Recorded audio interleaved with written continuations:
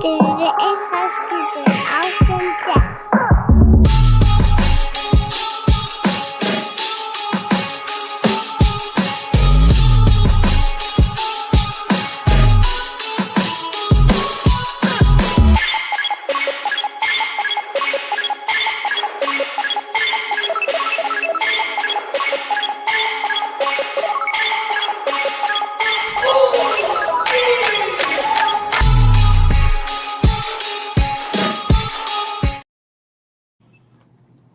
Welcome, everybody, to another episode of Inside Scoop with Alex and Jeff. I am Alex Dingman. I am Jeff Doss. What is up, guys? We are excited about another big show tonight, and we just came back. Well, I did, and these guys down here did from Toronto Internationals. So, welcome to the show. We got Rashad, and we got the champ, Ryan Bennett. How you guys doing? I'm doing good. Pretty good. Pretty good. Thank you for having us. Thank you. I know what you guys are probably thinking. Oh boy. Score bikes, baby. Score bikes. 31-0. I've never been more happy to start a Monday show after yesterday's performance. Okay, that's it. Enough of that. On to the real stuff. Okay, moving on. We got champions of many kinds here today. Yes, sir. Yes, sir. We do. We do. So, man, lots of a big. John said he thought I would still be shoveling snow. That was you last week, right? And I was doing that today. So. Oh yeah, Jeff, you're in a new location because your town is essentially snowed in. Yeah, especially where I live. Like, I think I've shared before. Like, we have like a mile of driveway one way and a mile of driveway on the other side. So, and it's like this. Wait a so minute. it's wild. Time out. Did you just Yes. your driveway is how long? It's almost a mile. It's probably it's pretty long, and it's down hills and up, and then there's a pond. So like this has happened very close, right, where you've slid on the ice and almost gone right into the pond. So you don't want to mess Hold up. on. From a main road, turn off of that There's- to go to your driveway from the road is almost a mile long. Close, yeah. That's some good cardio right there. I'm just saying. The walks are great. That's the only thing I can think of. That's like, your cardio must be on point if your driveway is almost a mile long. I'm just saying. Yeah, so it's pretty wild. Ridiculous. That doesn't make any sense. My dad lived 4.5 hours north of Minneapolis, so almost to Ryan's house. And you like that one. And he was like off of the main highway. It was like highway, and then it was like his house. But that was like a little more than a quarter mile. And I remember thinking, like, this is obnoxious, right? And yours, you're saying you're a full mile. Yeah, pretty much. I'm not. All right, that's crazy, man. I mean, yeah, the snow was something out here. It was a lot. Yeah. But yeah, it's crazy right now. So it started snowing when I left for Toronto, and then when I got back here, it wasn't. And then 6 a.m. this morning, it was snowing. So yeah. All people right. are already saying congrats, brother. Yeah, man. Well, congrats to Thank you, both. champ. Ryan is the champion. Rashad, world champion. Can't wait to get into all of this. Jeff, where do we go first? Well, so I'm just gonna share like what makes Toronto stand out. Obviously, it's cold, but and it's the last term of the season. But I tell you what, man, like Toronto is a great place to be at for the Christmas time. It just, there's lots of cool things around the area. But the seminars, man, I tell you what, people have always asked about like how to do this, how to make it work for your tournament. And I feel like they do it, man. They do it right. Like they started seminars Thursday afternoon, 12:30 p.m. and they went till 9 p.m. and every single one of those had a solid number on Thursday. And then Friday morning, they started at 9 a.m. They went till I think it was like 1 o'clock. And all those seminars, great, great turnouts. And you know what? A lot of people, I mean, it's worth it just to do one division to get those seminars, because you're thinking about all the different people that you have. Myself, I did remember, 3. Jeff, are those Rashad did seminars 2, right? like complimentary? For the competitors. Now you could purchase, I think, to do them and not compete, but I mean, you might as well go and compete. That's cool.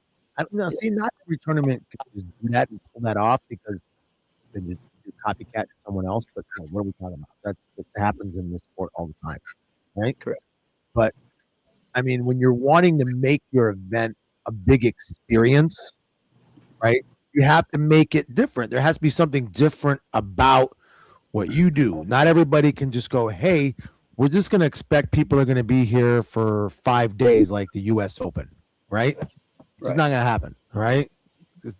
People just don't have the bandwidth for all of that. So, but it's really cool the way that, every tournament does something just a little bit different about this. And I like that's what they do. What were the lineups for the seminars? Let's see. So I know fighters, we had Ben Clark, Nico, Robbie Lavoie, Ross Levine, Tyson. So I think that was the 5 fighters, Justin. right? Justin. Oh, and Justin Ortiz, yeah. So right there. That's a good one. Justin is super smart. So it's pretty sick, those lineups. And then for forms, you had all 4 of the Presleys. You had Rashad, you had myself there, you had Jared Liker and Mason Stillwell. You also had several with the sword. So I know Dennis was there teaching the sword. You also had Julian Schumann doing the sword. You had Rose doing traditional bow. Who else am I missing? Is anybody else? I think I got most of them there. Rashad. Joe Troya. Yes, there we go. Joe. Joe was the other one teaching the tricking. So yeah, it was a big lineup. It's like so much to remember. But yeah, it was awesome, man. So this is my 3rd year doing this, and every year for me, it's been exciting just because the numbers keep getting bigger and better. And again, for something like Korean forums, which in Canada wasn't necessarily the thing that there was a lot of, and now it went from, I think 1 year I only had it was like 5 people at one of my seminars, and then everyone was at 20, so that's huge, a big, wow. A big growth over the last few years. So yeah. What were your guys' takes on the seminars? I mean, I thought the seminars, they were good. I did Tyson's seminar on Thursday. We took a team up from here. I think we had 7 athletes, and I told them, I was like, do whatever one you can right before going to compete. We've had Ben down a lot. I told them to go do Ben's if they wanted to do it, but try and get new names like Tyson, Ross, Justin. I was like, new people to go out and go do. I did Tyson's. Tyson was good. I was gonna do Ross's Friday, but then my ankle's been jacked up the last little bit, so I didn't want to mess it up in the day of competition. So I sat back, watched it, and took it in from the stands. Yeah. How were your attendees, Rashad? Yeah. Say it again. How were your attendees for your seminar? Believe it or not, it was pretty good. This is my 3rd year doing the seminars with the Polides. They've done a great job. And I'll tell you my experience for the first year. First year was nerve-wracking because I wouldn't say it's my first time doing something like this, but it was technically my first time being in a lineup. I take that back. It's not the first time being in a lineup of seminars. Somebody's going to kill me for that one if I said that. But I already know who was going to say that. But it is something totally different as far as doing it at a tournament. I will say that.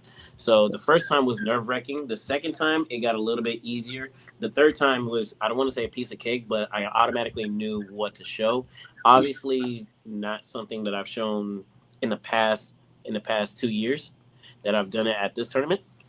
But it was definitely good. And on top of that, I look at for people that never been to this event and want to go to this event next year and want to be a part of the seminars. Think of it like you're in a classroom. You go from reading to math to PE to chess. If you already know what I'm talking about, you know what I mean. Yeah. It is something to learn about, and it's something to be very open-minded about. So be very open-minded, empty your cup to learn something new. So that's just my opinion. And to answer your question more about it, my seminar has been good with the kids. I try to do something a little bit different, show something different that is out of the ordinary, out of the norm for what we usually do at seminars. So it was pretty good.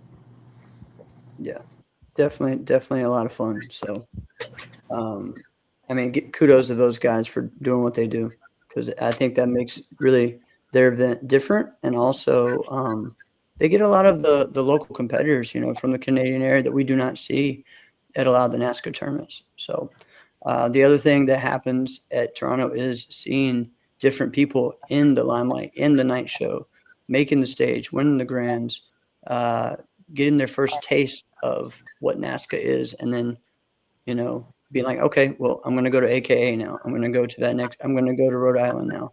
So definitely cool to see that. So let's go with Ryan. Let's talk about your experience this weekend, man, as you were one of the high performers of the weekend. I mean, You came in with a mission, right? Yeah, I did. I was looking to finish the year off strong. Coming off of it was diamonds. I didn't do what I wanted to do in diamonds, but I figured coming into Toronto would be better. I know that I worked. I told a lot of people, like, warming up, I worked too hard this year to lose this one, and I needed to come out and then do what I did for the weekend.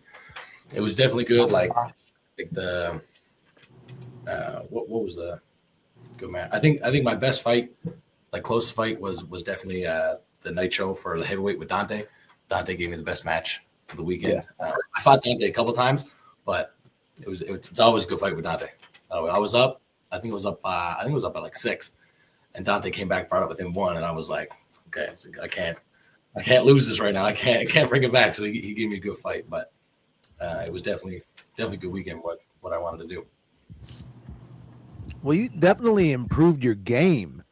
Yeah. What would you say is something about your fighting game that has improved over like this year, that you're like, all right, this was a knock on me and I've definitely leveled this up?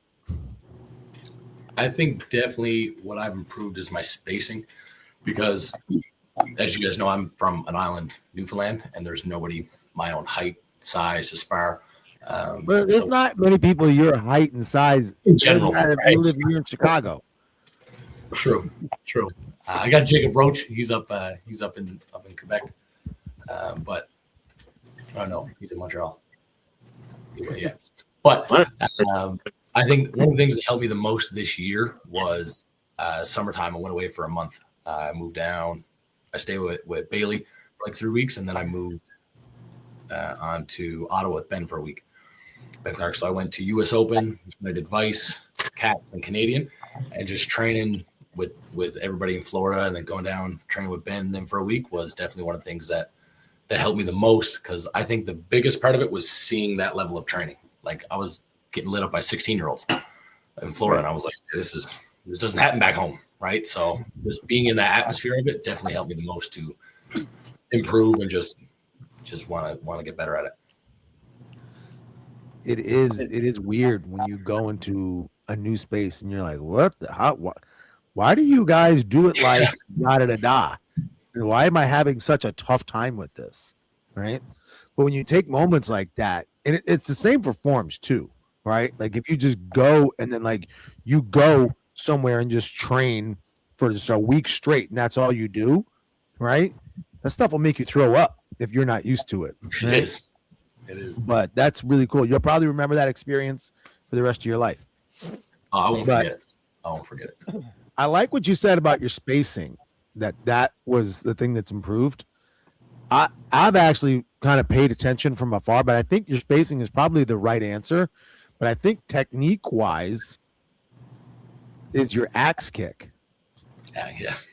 Because you've always had the ability to do that, but being able to like deploy that in the way that you do that, I think you're probably right by the spacing. Like you didn't do it at the right space before, and now you're doing it at a space where you're like, oh, that's right. I forgot. I have 17.5-foot legs. You do it back here, right? And so, I mean, I think it's fantastic the way that that's improved. I don't want you to like say like, oh, I'm going to improve this next because, well, you can if you want to. It's up to you, right? But what is something that you're like, hey, 2026, watch out for this? It's got to be my hands.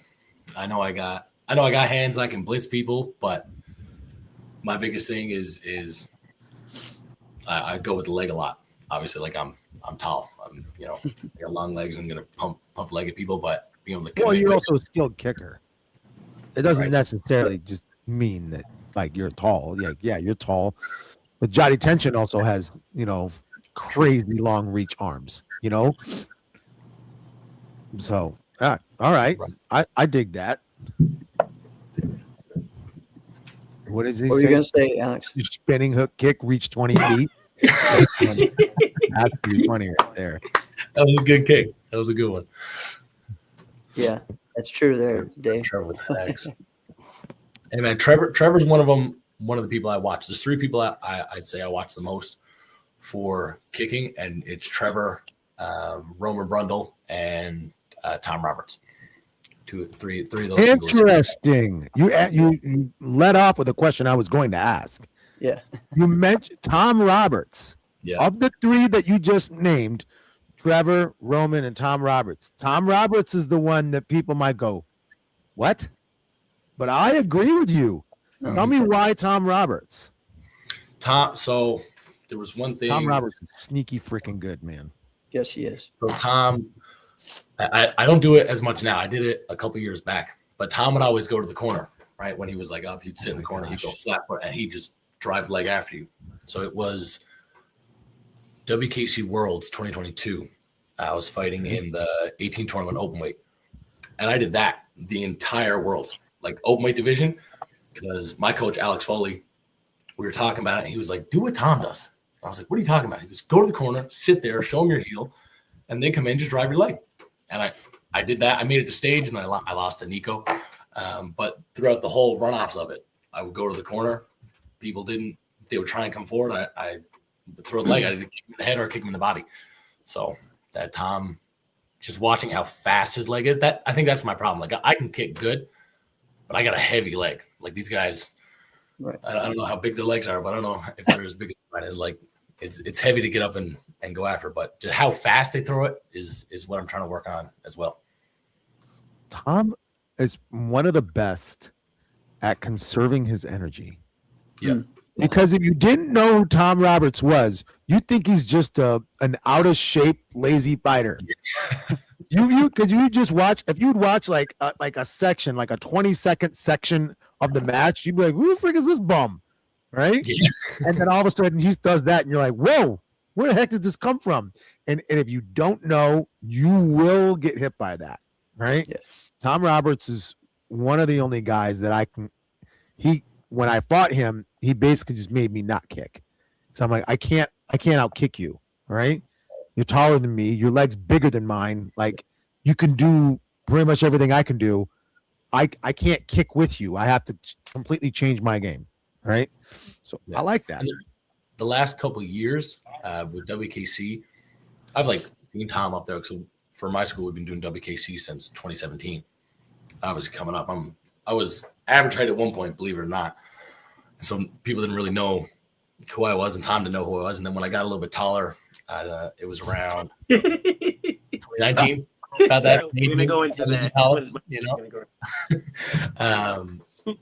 My coach from Foley told me about Tom, so I started watching his videos, and then I would see Tom away, then I would try and talk to him, and then he last couple of years give me the advice for it. And just at Worlds Pass for WKC, Tom coached me during the week, and it was honestly really good to kind of have someone who I've been watching the last couple of years trying to model my kicking over, and then he also understands what I'm trying to do in the rink. So it was definitely good to have him there and have the advice he told me over the years to to get there.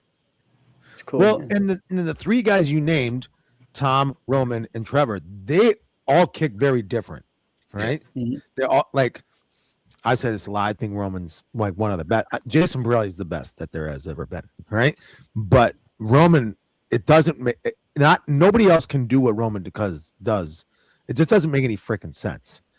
Right. A lot of us try to do what Trevor does. Mhm. Trevor's the best at what Trevor does, right? So I freaking love this. I better stop because Jeff knows we get going on this too much. I Yeah. won't stop. I I better know. I stop. need to step in. You were 5 years old. That's so funny. So Ryan, man, what was all right? You said your best fight, the best fight of the weekend was your last one with Dante, right? And you won the open weight, you won the heavyweight grand, you won team fighting. So making it happen in Toronto. But what, as far as, like you said, you brought students this weekend. What were some of the biggest things that you were excited about outside of your competition? I would honestly watching my students compete in their first NASCA because as a school, we've never taken. Well, that's a lie. Sorry, we did U.S. Open 2015, but that was forever ago, right? So the new generation kids now, they've done WKC the last, obviously, 10 years. We've done it, and whoever comes through and passes through. But I think it was last year when I started doing NASCAs. I came back and I talked to my instructor, Mr. Foley, and I was like, "Hey, we gotta start doing a couple of these. Like the rule set is different, the fighters are different, the level is different. So coming back, What do you mean the rule set's different? 2-point What body rule kicks, set were you guys used to? 1-point body kicks. And then the step out of bounds is 1 point. So that changed it because WKC, I can still fight with 1 foot in. I just can't score. I got to get back in. But the moment I step out NASCA, it's a point the other side. So that took some time to get used to. And then 2-point body kicks. I mean, I love it. Some people hate it, but I'm a kicker. I'm on the side of it. A cheat code. What? You're a cheat code. 6'7", and you're a kicker. That's a cheat code, man. I'm just saying. I'm sorry. I'm trying to say. Well, I'm on that side, man. Anybody tries to say take it away, I'm voting for 2. I'm voting for 2 points. I did 1 point for so many years. I like it. I like it as new. But for this weekend would be definitely see how my students competed. We've been training them getting ready for this one specifically. I'd say the last 6 months, kind of putting it into them in their head, hey, 2-point body kicks is legit. You could be down. You guys saw it at Diamonds last year. Enrique was down, what, 8? Significant amount. Yeah. And just kicked, and he came back for it. So we had a team of 7. It was Athor, Brooke, Cassidy, Sophie, Robin, Alex Birmingham. I think that's everybody. I hope I'm not missing it. If I missed you guys, don't beat me up in class tomorrow. But to see how they competed, and it was good. A few of them won their division. Robin won the girls 16-17 tall division. Then she went and fought Addie for the grands. Our kid Athor won his WKC division that they had there, and then we had some fighters place 3rd in open weight and 3rd in their divisions, 2nd in teams or whatever it was. So to kind of have them see that experience of what outside WKC is, it was definitely something good for them that I was excited to see the most outside of myself. That's awesome. Ben had the best question you could have right now. Oh, I want to know too, Ben. Rashad, what shoes do you have on? I'm at the karate school right now, so I have no shoes. Yeah, don't do that. Do not show us your feet. I had because I had to switch my shoes. I had to put on slides. I had just regular. You probably make custom slides anyway, though. No, they're not custom slides actually, but they were Jordan 1s, yin yangs. Keeping it very simple. It just listen. Over the weekend was kind of rough for me sleep wise because I would say that I flew in from Abu Dhabi on Monday, stayed in Miami to work Tuesday and Wednesday, and fly out to Canada on Thursday, and it was just kind of rough on my body. So when I got home, just overall summary. When I got home, I slept, and then I just woke up. I just picked up the first pair of shoes that I saw in my site, and it had to be in the Jordan. So Dude, that has got to be so rough on your body. yeah, I yeah. would say. I No. honestly, I'm gonna shout out this person. I don't know how Bailey does it, and especially last year, because he did a seminar in Africa. He had a layover in Dubai, flew from Dubai straight to Toronto, and competed that same day, and won. Yeah. I don't know how he does it. Dude, he told me last year, I asked him, I was like, you doing Toronto? He's like, no, I won't be there. I'm sitting up in the stands. My sister came to watch me compete. I'm sitting up next to her. I see this dude up with a hood sitting up in the stand. I was like, who's this guy over here? I walked up. I was like, Murph. I was like, what are you doing here? He goes, they gave me too much sleep. Dude.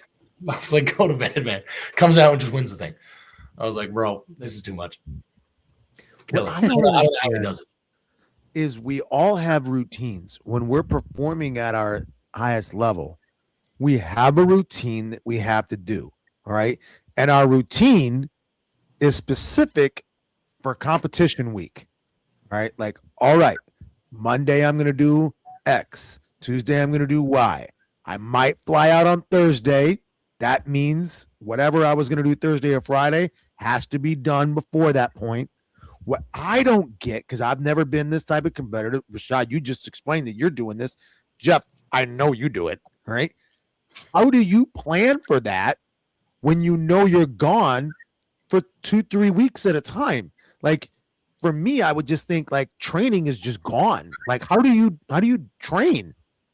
I took my gear with me to Abu Dhabi, knowing that I wasn't going to fight there. Yeah. I trained with some of the point fighters just to help them warm up a little bit, like, or get the movement going. But I just took my gear with. I take that back. I brought my gear to Abu Dhabi just because, in case they forget something. Like, I just brought red gloves, red feet gear, stuff like that. So in case they need it, they have it there. But also, I did a couple movement trainings over there as well. I did Nice. well. Yeah, no, Sam, you've been all over the place the last few weeks, man. It's crazy. Man, you're young, bro. You're young, bro. Yeah. I'm about to put 30. Oh, yeah. Newsflash. Yes. What up, Ty? What's up, guys? What's up? All right, so I want to, Rashad, share just your weekend and what you thought of the weekend, and then I'm going to get into some of the sharing about some of the big winners of the weekend, you know, some of the juniors and some of those guys, because there was a lot of first-time winners or, you know, people who did some first as well. And then there was also some last. So my overall outcome throughout the tournament, I won. I'm going to post it tomorrow, but I won Elite Kata Challenge. I won first in welterweight point fighting, and pretty much second place in musical weapons and creative bladed weapons. Everything else is just fourth place, pretty much. I had to bow out of some categories just because it was I don't want to say it took a toll on my body, but my body wasn't reacting the same. Like, I have asthma, if nobody knows that. I just don't make excuses. If you see me running all the time, that's why I'm trying to fix it. But yeah, I have asthma. My asthma was acting up, and then I tried to push through it. But the moment that my body started shaking, and the fact that I was using it too much, I had to, like, I was being smart this time. I had to cut so many categories at that point. Damn. Yeah. Yeah. Like, I only did the weapons and fighting. Everybody knows me that I was ready to do open weight forms. I literally bowed out of forms and fighting just because my body wasn't the same. Wow. For my own sake. Now I have a break. I have time to fix that up until Chicago for sure. Okay. So I know who's watching on this stream. He doesn't like to hear the word tired. And I know he's shaking his head right now. That's all I've got to say. But the next day, like I said, I did take first in welterweight point fighting, which led me into the light welterweight grand champion. I went against Jace. I cannot pronounce his last name for the life of me. Please don't get me for this. It was I want to say it was a technical fight, and I was very comfortable with it. I did my best, but there was mistakes that I make. Everybody makes mistakes. So again, I have this long break up until Chicago to fix that, to fix a lot of things. But overall, like I've seen some good winner. I've seen some I don't want to say upsets, but some really good wins. Like for instance, Musical Weapons, Hamza Taya. Yeah, Hamza. We had a tie. We actually had the same score in different placements, but I don't know how to explain it. He got the win. I'm not mad at it. It was a solid win for him. Same thing for Creative Bladed, a Canadian native named Adrian. He won the Creative Bladed as well. So those are the two like recognizable categories that I could think of that are actually like I took a fair loss. Word. And going into the finals, I'll say for the men's forms, it was AKA versus AKA versus AKA, and shockingly, surprisingly, because it was actually a toss-up. Christos, Yeah, it was. which again I cannot pronounce his. I don't think anybody could pronounce his last name. No one can Let's not pronounce try. Christo's last name. No. I'm not even gonna try it. He told me to. That's the crazy thing. I'm very sorry. He won with, honestly, it was a great Venom form. Like his soundtrack was Venom, and it was very, very well choreographed. I even told him, I told a couple people, it felt like I was watching a whole movie in 2 minutes. It was actually good. Like on video, it looked like a regular form, but you have to be there in person to actually witness it. Yeah, exactly. Yeah, it was really cool. So he's been killing it lately. You know, we were in Germany together for WKU. So sorry, I have my phone to the side to look at the comments. You already know who I'm talking about when I said that. I'm not saying yes, that. Ojava. Rashad, I want to give you a random compliment. Okay, go for it. So, ever since Tyreek was on last, right? I started watching some of the stuff that Tyreek was putting out, and his social media game is very good. Your social media game, very, very good. Love them. So my son Zachary was just like peeking over my shoulder as I was watching like one of his Instagram posts when he was like, "Day yada da da, being nice as karate." So now he saw that and he's like, "Dad, I want to do that. Dad, that's so cool. I want to be like that kind." I'm like, "All right." Today, he watches the video because he's peeking over my shoulder where you duck under and hit the dude with the back fist, and he's like, "Dad, I want to do that." And I'm like, "We'll pump the brakes." You don't even know what a back fist to the body is, let alone try to duck underneath a kick. And then you know. And he goes, "Dad, I'm going to do it today. I want to do." And I'm like, "We're not going to try it." This fool tries it, right? Dude, he tries a duck under back fist, and there wasn't anything to duck under. He's like crawling like this, trying to back with someone in the face with his face down by the ground. And I'm like, "What are you doing?" But he wanted to do it like you, Rashad. That's why. I was like I said, random compliment. That's awesome. Thank you. You're welcome. That's so cool. I tell you, one of the other highlights for me watching all weekend was the women's weapons grand championship, right? And all three girls from the same team in MAC, same school, but it, turned out, they nailed their forms and runoffs. But you know what? It's a little different on stage. But the high intensity, the high difficulty that all three of them do is crazy. And then Marianne, I always mess up on their names, so I asked for some help earlier. Dion won the CMX weapons grand, and man, her bow difficulty and sharpness and speed is pretty awesome. But yeah, all of them from the same school, so that was a great thing to see. Also, shout out to Malachi for winning the weapons overall grand. He won the traditional and the Boy, he CMX. made history. That's all I'm saying. What did you say? He made history. That's all I'm saying. Yeah, man. He all of what you wanted. He made history. I'm saying it loud and clear. Simple as that. He's also moving up, I believe, next year. So Yeah, Yeah, he's going to the adults, right?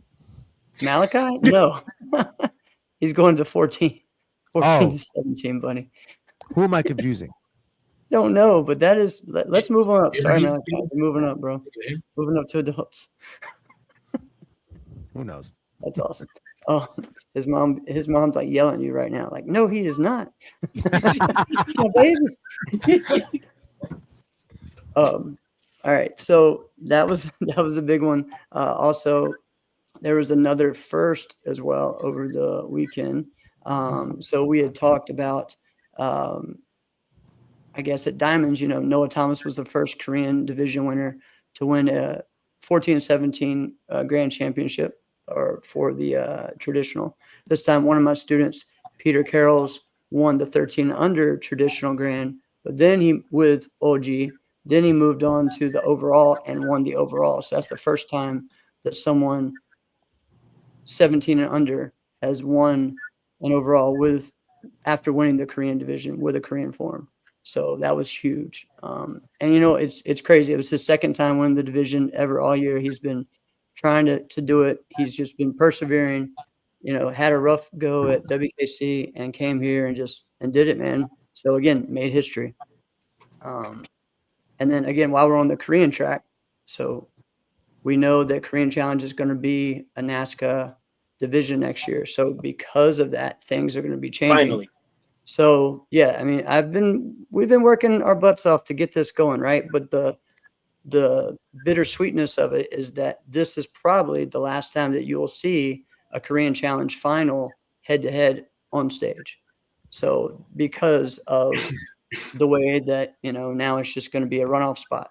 So that part, there's good and bad with all of it, right? Anytime. So I'm hopefully that in the future, some things will change for that. But so for me, it was a big thing to make sure I'm going to be up there doing that for possibly the last time when I was also in the very first one, and a big part of it growing to that. So yeah, it could also have been my last time doing 18 plus Korean too. Who knows?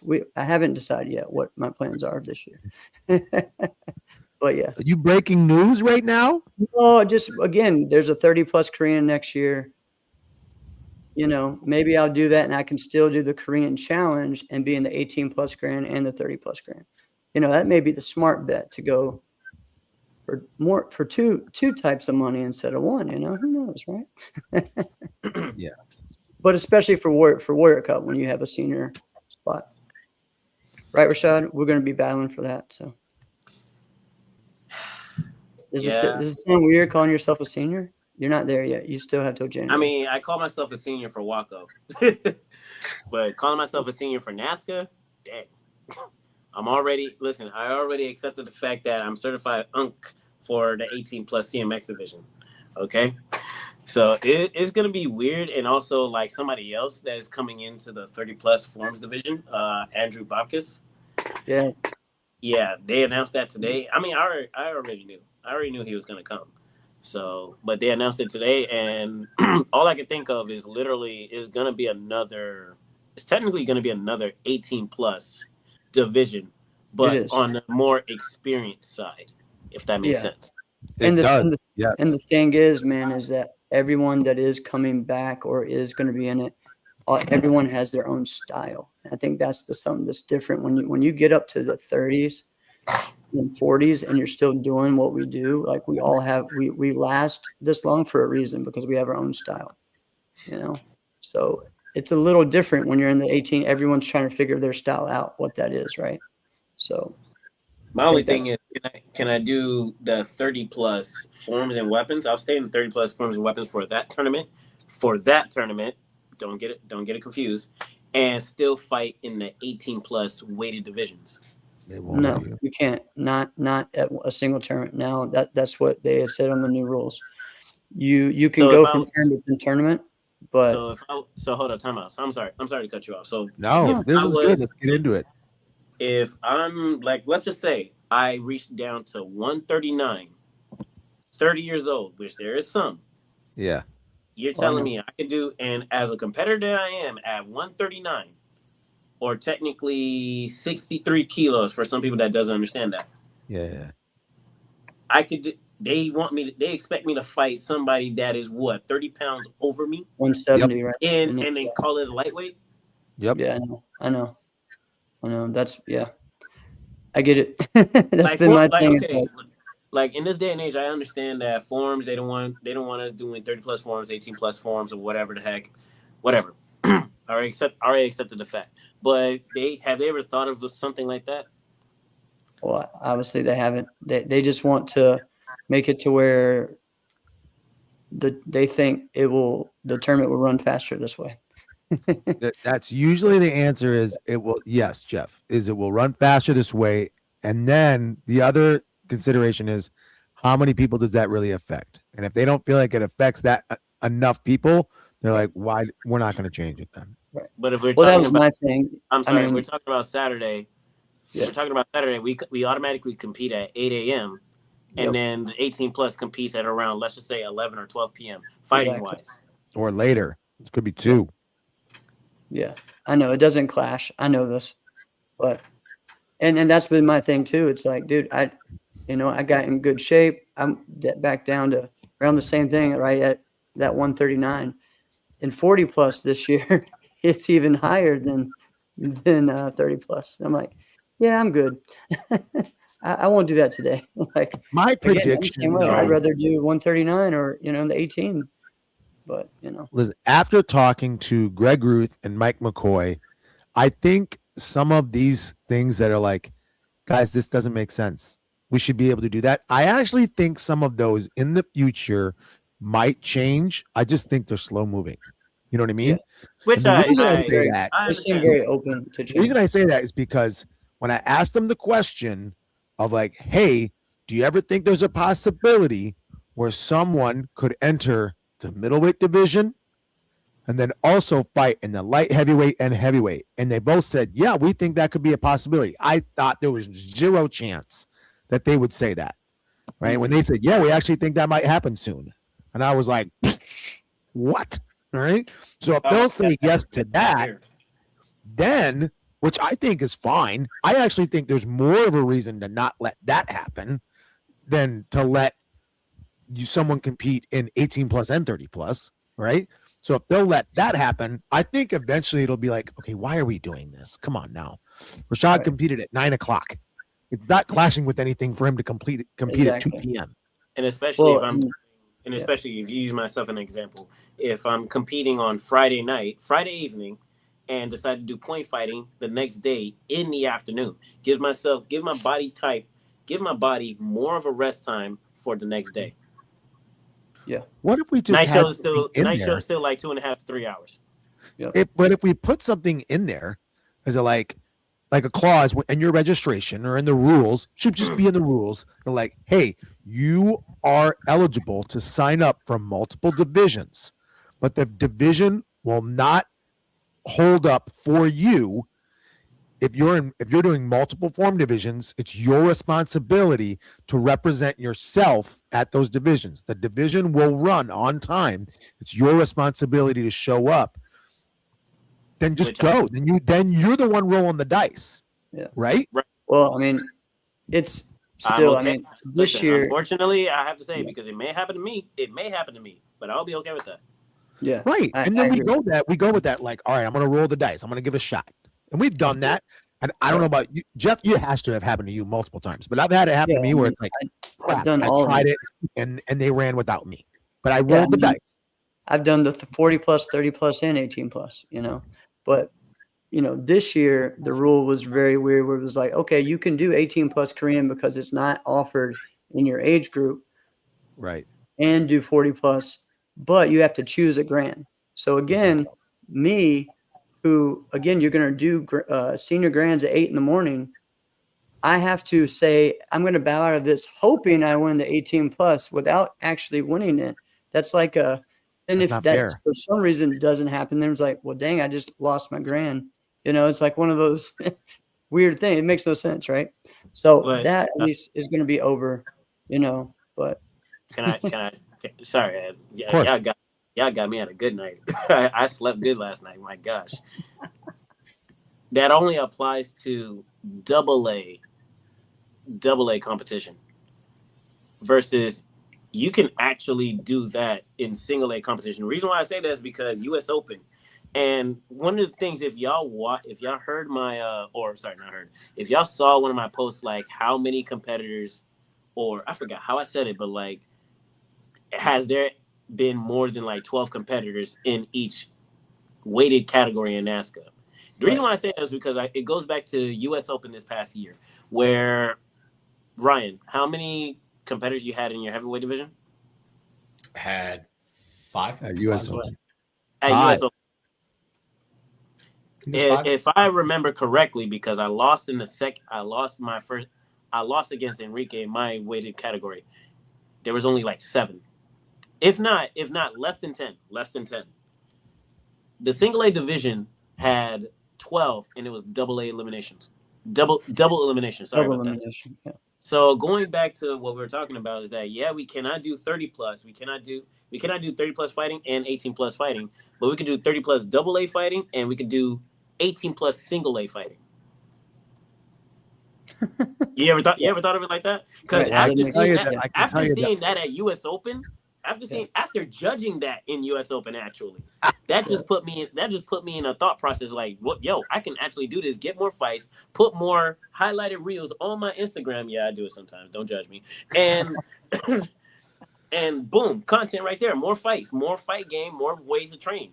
But we can't do 30 plus lightweight and 18 plus lightweight. And now with this new rule, we can only stay in 30 plus divisions and not go to 18 plus divisions for that event. Yeah, it's crazy. See, and it used to like be, I said, y'all got me on a good day. Yeah. Sorry. No, I agree. And I always thought that it was better. I was fine with them saying, like, okay, for forms, you have to stay. Forms and weapons, you got to stay. I think that's what it was in 2014, 2015. You have to stay in one, but you can do fighting in another. Because, again, that was fine. And I did all 18 plus forms and weapons, and I fought in 30 plus. But I don't know, man. He's going to add more divisions for you next year. If you add that I can sweep, I'm in. Sweep? Oh, I found ways how to train my sweep and not with Damien. Sorry. Nice. I got me on a good day. I'm sorry. I hate. All right. So also, hey, I want to give some more congrats to the 14-17 girls that were both in the finals their first time, Olivia and Miss Russo. Annabelle. Both of them, man. Both of them did amazing performances. Olivia won the forms, and Annabelle won the weapons. And then on the male side, Mitchell Street won both. He won the weapons and the forms. So, those guys are killing it, man. And that was a great showing for them. Also on the adult side, Colin Bryan won the weapons. We talked about Christos winning the forms. Mason Stowell won the traditional forms, and Jake Presley won the traditional weapons. So, Katie McMillan won the women's traditional weapons, and Maddie Kenaway won the women's forms. And then the other one, the 13 and under girls. These are the names that were messing me up. So girls weapons was, let's see if I say this right, LCG Viz. So she won the weapons for the 13 under, and then Ariane Boyden won the forms. And I'm looking at my phone because my phone's on the side. And I'm looking at the comments. Colin won his first weapons overall. Yes, that was his first one. Yes. My man, that guy. Congrats, man. He looked awesome all weekend. And they also won the sync overall as well. So, AKA. Also, another cool thing for the women's side of fighting, of course, congrats to Katie for winning both. But getting to see Amy Golder coming from Scotland, and competing, she's just a ball of energy. She's so much fun, so excited anytime she gets to come over here and fight. And so that's always just a fun fight to see someone that small go against someone that tall. And just, she kept getting better. Every single weight class. Whenever she competes Say over that in again, Europe. Ryan. You know, Amy will compete in like every single weight class over in Europe. Yeah. She'll Yes. leave it. Yes. This is crazy. WNAC? Yes. That's crazy. Yeah. It's crazy to me. Yeah. She's It is crazy. She's a beast. Yeah, she said she did. I'm trying to remember how many hours it was. Like she fought all those divisions, but fought them straight in a row. So That's like, freaking wild. yeah. So it was like 2 hours of straight fighting, just boom, boom, boom, boom. Yeah. That's a lot of cardio. That's like Jeff's driveway cardio. Yes. Yes. Yes. Yo, Yes. Hold up. What about Joanne? Won the 50+ overall. Yeah, that was awesome. Oh, Congrats to her. Joanne Signs. It was so cool to see. Excuse me, to see her up there doing that, and then also congrats to Ashley Bartlett. Want to also give a shout out to Tim Conkle, his forms this weekend. He won both the forms and the weapons grand for the 30+ men. And dude, like he was on it this weekend, man. Every form he did was sick. So Mike, shut up. wait, it's Skull Bikes, baby. Ashley Bartlett has got a real talent. I mean, she's still young, but she's got a lot of skill. She's got a lot of ability. I think she's going to end up really proving to be a great fighter and have a good career if she continues to level up her game. Just one little skill at a time. And forms, yeah, forms and weapons, yeah. Awesome. Yeah. All right. All right, hold on. Where was the next one we were going here? Oh, all right. So we talked about all the different things that we had. Who were some of the other people that stood out for you guys that you watched, or maybe your favorite fight or favorite forms of the weekend? Ryan, you go. I don't know too much about forms. I'm not a I'm I'm a street fighter. Brother. Well, maybe one day, Rashad. One day. Bring it out. It'll never happen. You're I know you do 6'7", brother. You can look at everything, brother. Come on. No. Yeah. Fighter. Probably the fighter that stood out. Thinking of all the divisions. Honestly, I'm gonna say the guy. I forget his name. I fought him for the open weight. Oh yeah. He's from WKU Canada. He was over there in Germany. Danny Campbell. Yeah, just off the fact, like no disrespect to Danny. I'm warming up, bro. Like warming up for open weight. And I see him go fight Jacob, and I'm like, okay, Jacob's. I'm thinking Jacob's ready. He's on fire. He's ready to. He wants to come fight me. We're talking about it, and Danny beat him.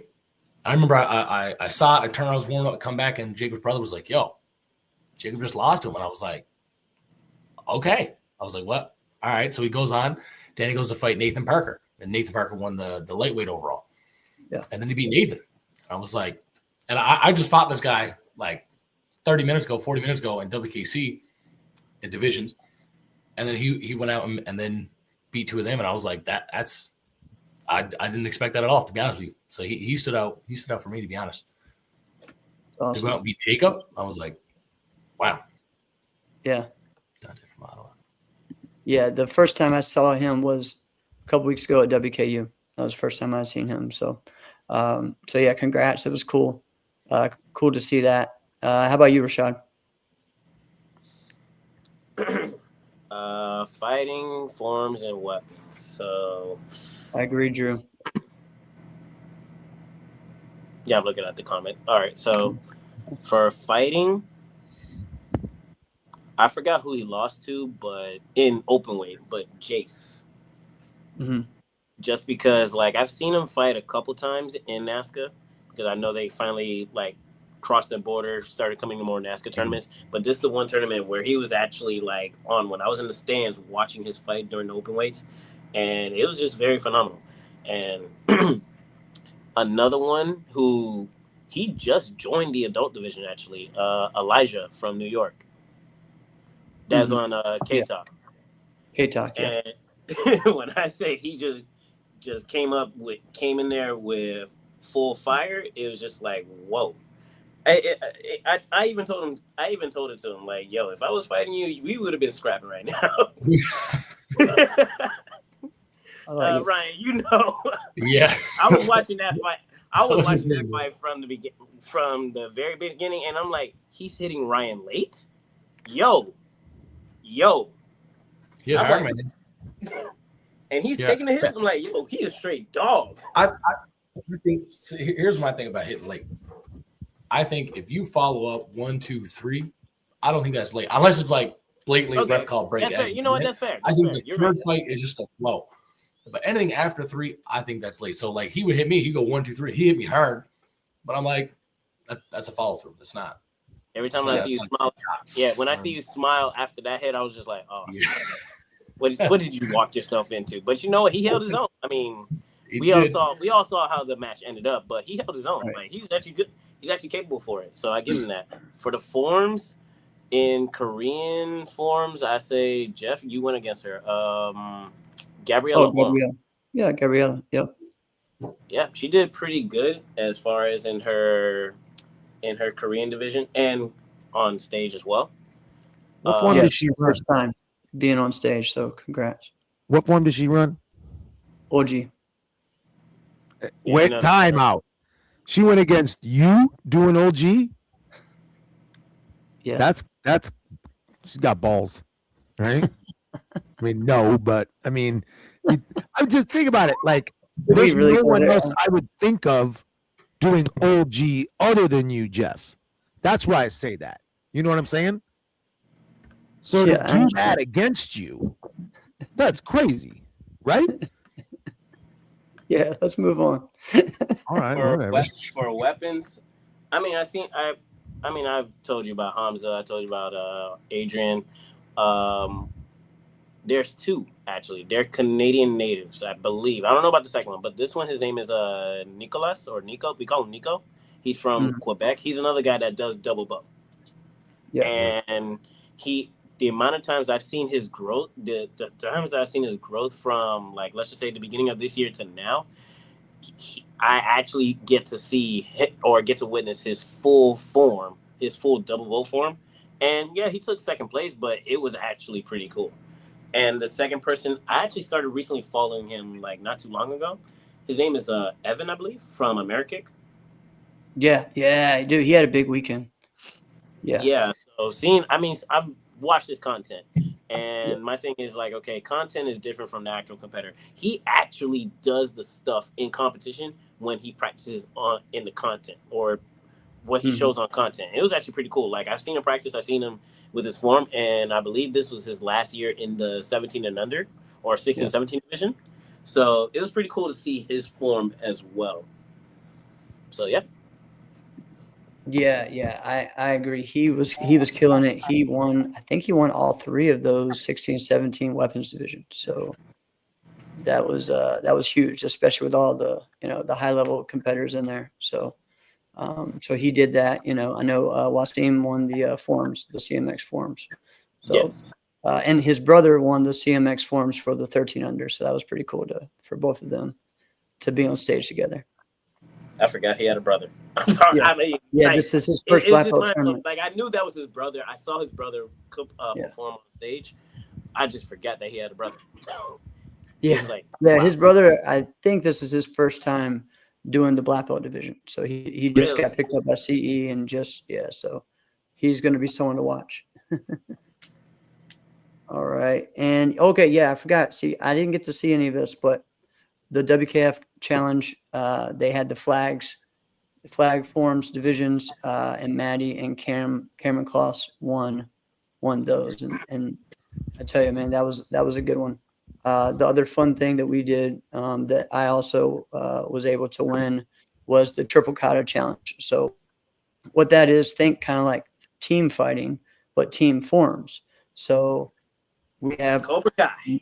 our team of 3 versus your team of 3 versus another team of 3. All right. So it was Revolution, NMAC, and 313. And so our team won that by having the most consistent, scoring we had the number 2, 3, and 4 score.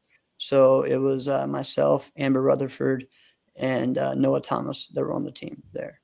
And I believe NMAC was the second place with Mitchell Street. And I don't remember, I think one of the guys that we were talking, I think Nico was one of those guys that was on there. And there was another lady from Mexico that was on that team. And then we had 313 from Michigan with those guys. So it wasn't Nico. It was somebody else. I know. yeah, I'm trying to remember his name. Bryce. Yeah. There we go. Bryce. My bad. Bryce. There we go. Bryce Mitchell. Okay, cool. Bryce Mitchell. Is that an MMA fighter? I think it is. All right. Yeah, it is. Yeah. All right. So, man, I tell you what, it was a fun event. It was my third year going. Again, I liked seeing different people, different competitors.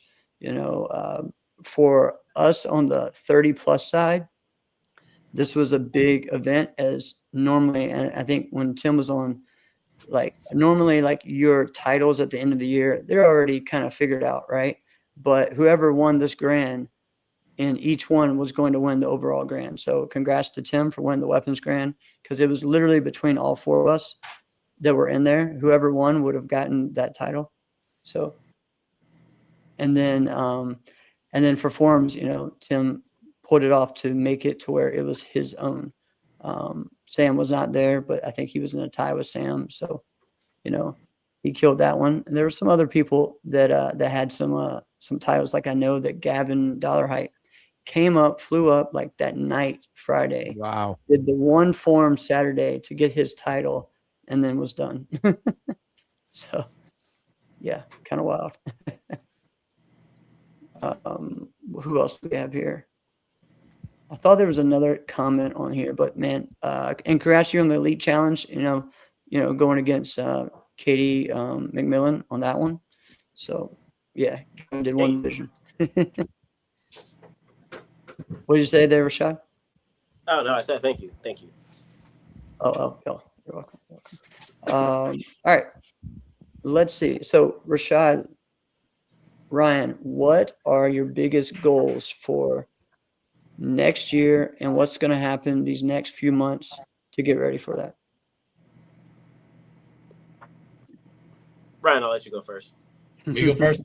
I don't know who's going to say it. I think for me is I don't think I've won except for Toronto last year and this year in America. Yeah. That was it. It was only 3. I want to win like my division in one of the bigger NASCAs, and I want to get an overall like against. I'm going to say it because Cam's in my division. Cam is up there. I want to get him because I'm 0-6 on Cam. 0-6. I haven't gotten him yet. I'll respect to him on it, but I want to get him. But I would say just try and get out there more for me at least. Just because, well, I say more, but I did 11 tournaments this year and come from Newfoundland. That's a lot. I don't get to drive. That's a lot, no matter how many. Like if I could do a 6-hour road trip somewhere, I'd be great. I'd be loving it. But no, we gotta fly at least 3.5 hours to go anywhere. But when I started in NASCA last year, it was just to kind of get my name out there. My goal was to make a team when I started in battle last year, and then America followed up. I was straight up, but to get my name out this year was to kind of prove to people that I'm here for it, and I can contend and compete with people. And 2026 is the year I want to win. Well, I want to win all the time, but is the year I'm thinking most for. Like every tournament, I don't think I really give myself a break, and sometimes I should. But once the tournament finishes, I'm already looking at the next one, and I come back home and I'm just training for it, no matter what it is. I'll ask my instructor, when can we do a lesson? He'll tell me 7 a.m. Friday morning. Cool, I'm there 6:45. Like, tell me time, and I'm just there for it because I got people that I have not beaten yet, and there's some other people that I got to get back. So awesome. I love that. I like that you mentioned and you gave the respect to Cam, because he's the guy in the division that you're like, Haven't beaten him. Got to beat him. I want to do that. You did that very respectfully. Is there anybody that you've never fought that you're like, I would like to fight this guy sometime? I haven't fought. Hmm. Who haven't I fought yet? Here's what I'll say. Whoever this is, better to think of it now than 5-10 years from now when you don't have that opportunity, because it's not about you. Hmm. They may not. It's because you don't control all of it. You know what I'm saying? Jeff knows what I'm saying. All right. But is there anybody that you're like, I would kind of like to fight this guy? I think that would be a lot of fun. I don't even know, man, because off the top of my head, I can't think of nobody. Because this year, at least, I fought a lot of different people. Like I had Enrique at Caps, I had Bailey at Diamonds. I always get Cam. I'll get Avery somewhere else. I had Christian at Amerikick. So right now, I think I had Tyreek at Amerikick, Trey. I don't know who I haven't fought or who that. I'll think on that one. But like this year, I definitely got out and fought like a lot more different styles and different people. So Yeah. Unless I'm missing somebody, I'm just Maybe someone from Europe then, maybe some Europeans. Europe too, yeah. Europe. Oh, Europe. Who am I thinking of? I think we like that Connor. McGlinchey? Yeah, Connor McGlinchey? he's tall.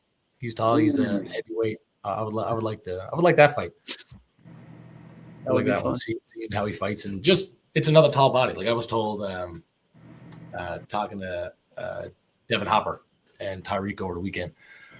Like over in Europe, there's a lot more tall people to fight. Like over here, it's me and Jacob. That's who the height is, right? Over in Europe, there's Connor and there's a whole bunch of Austrians and everybody else who's tall. So, there's just a lot more people. I mean, like really, what we're talking about is we have America, we got Canada, we got a few Latin American countries that sprinkle in.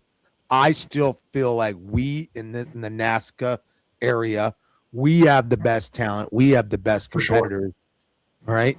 But they just have more, right? So yeah, they're gonna have more. You're gonna have this random guy from Liechtenstein who's just like awkwardly good, and you're like, where the heck did you come from? Liechtenstein, right? So yeah, I mean, too. Right. I would say maybe like Demetrios. I think that would be a fun matchup. That would be I haven't fought him. True. We team fought against them in Amerikick last year.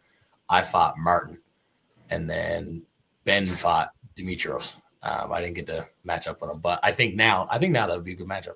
So yeah, Demetrios and Connor, two of those guys. I think for sure. Or the Italian Albanese, Jeff Ricardo. Ricardo. Yeah, I haven't thought of him a lot. It's mainly kickers. Is where Listen, I'm looking. you're just too nice, Ryan. You're just too nice. I'm a Newfoundlander, man. Wait, hold on. Before this weekend? Sorry. You're right there. You're right there. You're like, I want to fight the kickers. I want to fight this because it's fun because I can recognize a little bit of your approach. You're like, you're a good kicker, and good kickers want to test themselves against really good kickers too. Like I always wanted a meaningful match against Trevor Nash. I didn't get that. All right. I got a team matchup or a matchup where Trevor was like basically gonna bow out. All right. So that was all we had. All right. But you're so close to going, listen here, sucker, I'm better than you. All right. But you don't say it. All right. No, I think when I'm off the mat, this is kind of just the way I'm in. When I'm in the tournament, I think a lot of my students saw that for the first time because I've been traveling a lot, and they'll see me in WKC, whatever, cool. But NASCA is different than that, right? So once I'm in the tournament, I don't care who you are, who's in front of me.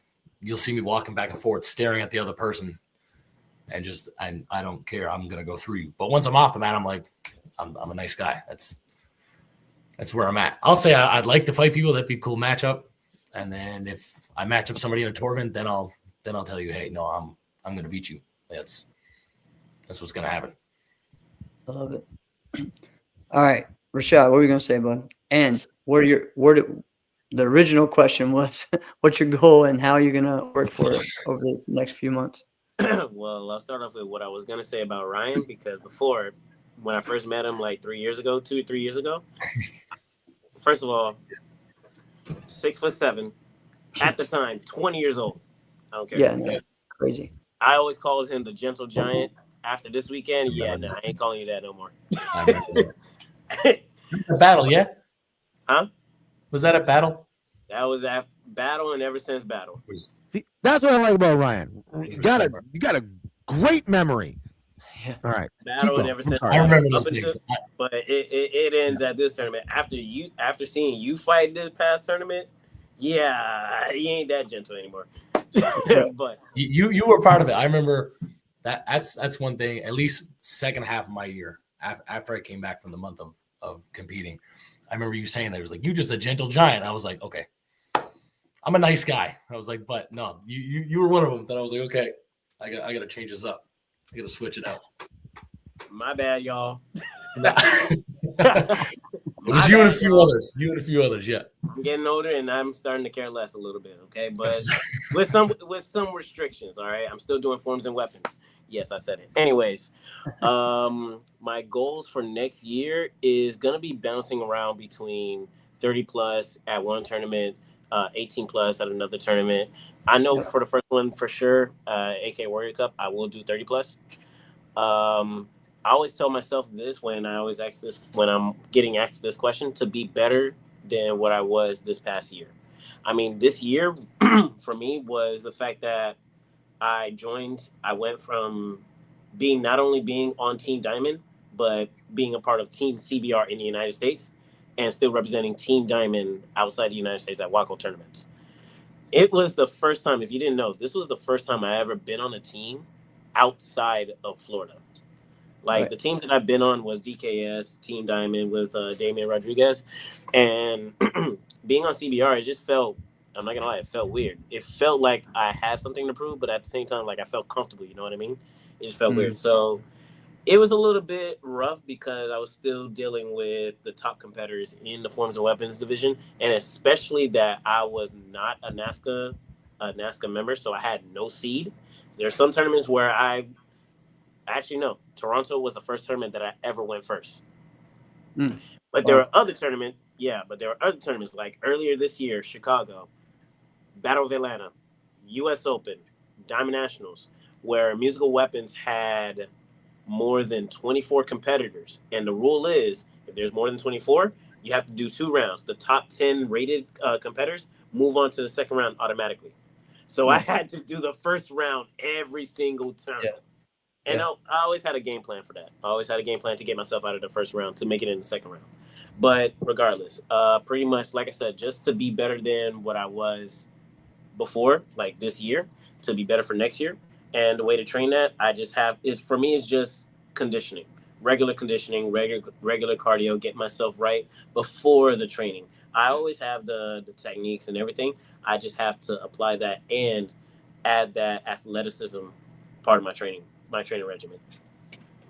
And one more, Rashad, what are you like? I'm excited already for next year, but like what some people don't necessarily, when they move up to another age group, they don't get excited, but with everyone that's going to be there and the different people that you're going to go against, like what's exciting about moving up to 30 plus?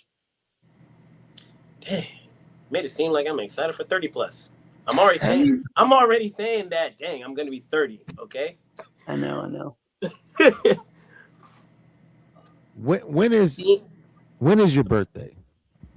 January when 7th. do you turn 30? Yeah, January 7th. Okay. You see how you remember that, because I was planning on doing that earlier this year, but yeah. But what I'm most excited for 30 plus is pretty much, now that we added more divisions, just adding more competition to it. And I don't have to worry about, even though I'm still pushing myself that I'm competing at 30 plus, I don't have to worry about doing so much to get by. You know what I mean? If that makes sense? Yeah. Versus like I'm actually going against veterans and I'm gonna use that term. I'm not saying seniors. Screw that. I'm No, going no, against I agree. veterans that has been in the game for a while, and they look at, and the judges look at routines very differently in the veterans versus the 18 plus division. So I'm still have my training. I still have like a training method where I can do both for forms wise, routine wise, but I'm just more excited to be in a different division and just to see how this turns out for the 2026 year. Yeah, I mean, dude, you're going to be moving up. You know, I hear Reed is going to be moving up and competing with us. You know, you have Andrew Bacchus today to say he's back, and then you already have Tim doing some of his best stuff. You have Kevin, who has been competing here and there as well. You know, there's so many. And then you got all the I'm guys waiting that have for him. been, yeah. And then you got, you know, myself, you got Brett, you got Eric Tremblay, you got so many different ones. You got Jared Dunn, who came back this year. So many different people. Wow. And again, with us, one thing that I've been pushing, you added all these divisions, but you're still keeping us all together in one grand. At least give us an overall trophy, you know, like everybody else, you know, because we actually have to go against traditional and open. You know, just give us, you know, show us the respect on that part at least. But you know, that's just a little complaint. I'm manifesting that's probably going to happen in 2027, just to see how. Yeah, Just to see that's how. what they said. That's what they say. Well, I mean, I mentioned it on the show, and they said, "Oh yeah, that makes sense." Like, yeah, because you're gonna have 8 people in one grand championship. That's a lot of people that are all completely different styles. Yeah, Feels like 2010's overall weapons grand champion for the Warrior Cup. yeah, it was Give more humongous. money, Drew. You said it before I did. I was Yep, thinking of it. exactly. You just said it. Split it up, man. Give us more shots. So, but yeah, awesome. Well, both you guys, thank y'all so much. Congrats over a great weekend. Rashad, congrats on everything you've accomplished over these past, you know, couple of weeks, man. You know, not only I know this wasn't your first Waco World Championship. This is your third one in a row, right? Before we go, like, just share what was the so different about this one and just the professionalism that they showed in Abu Dhabi. You said it pretty much. The professionalism, the social media content, because they have like their separate like UAE page on Instagram, and they were posting probably 4 times a day, maybe even more than that. Could be wrong. And it was between people's reactions, competitors' celebrations, different types of video reels where the competitors just warming up and stuff like that. Like, it was very surreal. It felt very, very, very professional. Like, that word is actually an understatement at this point. The tournament itself was featured on the sports channel of UAE of Abu Dhabi. Whoa. Yeah, so I have a video of my form that it looks like it could have been in the Olympics. I mean, technically, whoever won, including myself, won a gold medal over there. We technically, unofficially won the Olympics, if you really think about it. And what we do, yeah. So the overall experience was honestly the best world championships that I ever been to. And again, this is my third one. I haven't been to 2019. I just found out about it in 2017, technically. So it was just surreal for me. That's awesome, man. That's awesome. Now, what was Awesome. the country like? Oh yeah. Believe it or not. Believe it or not. Believe it if you All say the it. things, huh? I said, I'll believe it if you say it. What is it? It's not as bad as you think. Just don't do anything stupid. Well, what does stupid mean? We talked about Meaning last you week. will get fined for jaywalking. Yeah, Alex, you talked about that last week because Yeah. Rob has said they have it Right. on camera. Did Yeah, anybody? they have did a that lot happen of to anyone? cameras, a lot of drones. I traveled from Dubai to Abu Dhabi because my flight landed in Dubai, and there are actual cameras. There are actual cameras in the middle of the road from heading northbound and southbound, and they will actually monitor how fast you're going. I mean, one of our teammates, not going to mention his name, one of our teammates rented a car, and he got a ticket. Mm. The amount of times I've been in Dubai and Abu Dhabi for 10 days, I've only seen the police officer twice. I'm not going to mention the second time. But yeah, we only seen the police officer twice. Whoa. Okay? Because everything is being run by, like I said, drones, cameras, and radars. It's like the Matrix. Pretty much. So, like I said, but everything that you think that is a rule, that is a strict rule, it is not as bad as you think. Just don't, like, put it to you like this. The stuff that we get away with here in the United States, you can't do it over there. The silly things that we get away with here in the United States, you cannot do it over there. Okay? Right. Just the silly things. Just the silly things. What's another silly thing? Oh, shoot. Like, I see, because I've never been there. I don't know. So, like, let's say I went to a Starbucks and I'm like, listen here, sucker, this is the wrong drink. And I start yelling and making a scene. Am I just getting cuffed and taken out right away? Possibly, yes. Not handcuffed. Not handcuffed. But you probably get fined. Or you get one of the guys saying, hey, my brother, you cannot do that. Or you will get fined for that. Like, Yeah, I heard you couldn't shout or something like that. Yeah, you're not supposed to yell. Right? yeah. That's why I was Like, wondering that. That's why I said that. So the Grand Mosque, I'll start off with that one actually, because I took a picture in the Grand Mosque. Obviously, they have their strict rules. You cannot hug, you cannot hold hands with your significant other. The biggest one for me, technically, is not silly, and I get it. You cannot throw hand gestures, meaning that you cannot take pictures like this, or this, or this, or this. You know what I mean? So me, I'm not gonna lie, I had to think differently. So I said, okay, let me take a picture like this with my hands like that. Yes, with the thobe and the head wrap on. Let me take a picture with my hands like this. One of the guys came up to me in the Great Mosque, all right? He said, my brother, you cannot do that. Please open up your phone and delete those pictures right now. I'm like, okay, I'm not gonna. Yes, I'm so serious. So I am so serious right now. I pulled up my phone. Yeah, I'm watching the comments, by the way. And I showed him the photo. I'm like, okay, delete. Right, cool. And then he's like, are we done here? I didn't say that, but he said to me, now go to your recently deleted photos to delete the photos of Stop. Wow. I am so serious. And I say, whoa, they're actually serious right here. So And that's when you go, fool, you didn't know about my Google Photos album. I got that stuff backed up. I forgot I had Google Photos, actually. See what I'm saying? You probably still got those things. I'm going to tell you something. One of our teammates, again, I'm not going to mention names, he snuck a picture like this. Yes. He snuck a picture like this, and he didn't post it, thankfully. But yes. But yeah, I get in trouble. This is what I get for doing stuff. I get in trouble for stuff like that, okay? But other than that, it was actually good. Like, somebody mentioned the drinking whiskey or water bottle watching run. Oh, that's something else. Sorry. Sorry. But yeah, it was a very good experience. That's dope. Awesome, man. Awesome. Well, congrats. Again, thank you guys. And also congrats to the Polides and the whole team for a great tournament. And, every year it keeps growing and getting better. And again, one of my favorite venues of the whole NASCAR tour, especially, for parents and people to come and watch. You can sit anywhere and watch every ring. And so it's great. So, it's one thing. I don't mean to keep going if you're trying to end it, but no.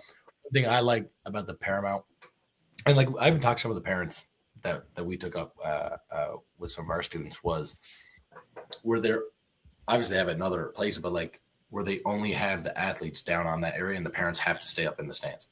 Like now, sometimes good things, not a bad thing, but like when you're warming up and you have one of the parents always in the ear, always poking at you, always here, always there, always like sometimes for an athlete that and for a coach is like you're not helping. You're not helping exactly. out. So when we get to just take the student and go warm up and just talk to them and one-on-one before they fight, I think that's one of the best things that the Paramount Center has for it, right? And Toronto National. So I like that the most. Where they were like, the way the athlete goes, and then the parent has got to go the other way.